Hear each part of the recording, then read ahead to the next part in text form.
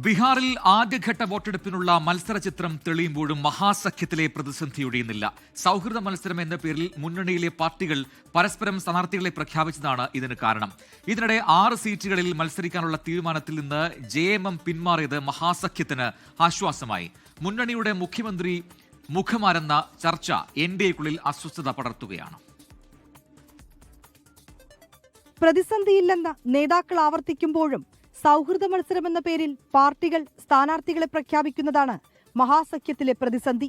ലഭിച്ച 6 സീറ്റിന് പുറമെ 3 മണ്ഡലത്തിൽ കോൺഗ്രസിനെതിരെ സ്ഥാനാർത്ഥിയെ നിർത്തുമെന്ന് CPI സംസ്ഥാന സെക്രട്ടറി രാം നരേഷ് പാണ്ഡെ.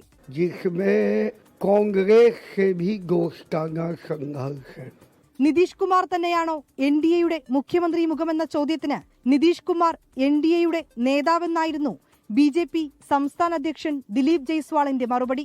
एकदम नीतीश कुमार जी हमारे नेता हैं, उनके नेतृत्व में हम चुनाव लड़ रहे हैं.